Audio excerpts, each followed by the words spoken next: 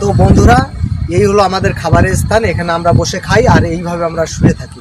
তো আমাদের ভীষণ অসুবিধা হয়। এই যে রাস্তা দিয়ে গাড়ি যায়, বাস যায় বা এবং ছোট ছোট সাহেবদের গাড়ি যায়, তো তারা আমাদের পুরো নিম্ন শ্রেণীর মানুষ হিসাবে গণ্য করে। বন্ধুরা, তোমরা যারা আরটিসিসি কোম্পানি থেকে আসতে যাচ্ছ, তোমাদের জন্য একটা বিশেষ সংবাদটা হলো এই যে আমরা আরটিসিসি কোম্পানিতে বর্তমানে কাজে আছি। তাই আরটিসিসি কোম্পানিতে কাজ করতে এসেছি, আমরা জেনে আসতে পারিনি, কিন্তু আমরা যখন এসেছি তখন তোমাদের অবশ্যই এই সংবাদটা দেব।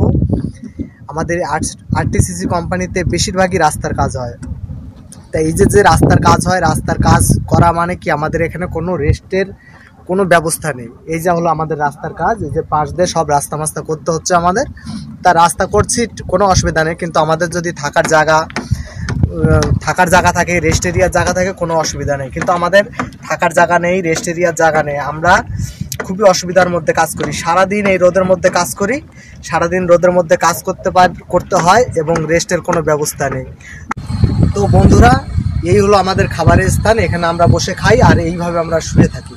তো আমাদের ভীষণ অসুবিধা হয়। এই যে রাস্তা দিয়ে গাড়ি যায়, বাস যায় বা এবং ছোট ছোট সাহেবদের গাড়ি যায়, তো তারা আমাদের পুরো নিম্ন শ্রেণীর মানুষ হিসাবে গণ্য করে। যখন গাড়ি যায় তখন ওরা মনে ভাবে কি যে এখানে আমাদের কৃতদাসরা কাজ করছে। এত বিশ্রীভাবে ওরা আমাদের সাথে বিহেভ করে। তো আমরা এই ধুলোবালির মধ্যেও আমাদের খেতে হয়।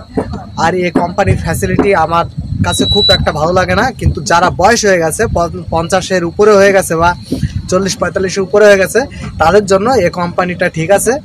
কারণ কি, তাদের কোনো ইন্টারভিউতে কোনো চাপ নেই, তারা যে কোনো মুহূর্তে আসতে পারে। এবং দেশের বাড়িতে যাদের কাজ চলছে না বা কাজ করলে ঠিকাদাররা কন্ট্রাক্টররা নেবে না, তাদের জন্য এটা ঠিক আছে। এখন এই যে আমাদের রাস্তার কাজ চলছে, কখনো আমরা রেস্ট করতে পারি না, কখনো বসতে পারি না। যদি কখনো সিগারেট খেতে ইচ্ছা করে, সিগারেট খেতে পারি না। এই সাহেব আসতে অনেক সময় সিগারেট নিভিয়ে দিতে হয় বা ফেলে দিতে হয়। আর যারা নতুন আসছো বা যারা ইন্টারভিউ দিয়েছো আসার জন্য, তারা যোগাযোগ করতে পারো।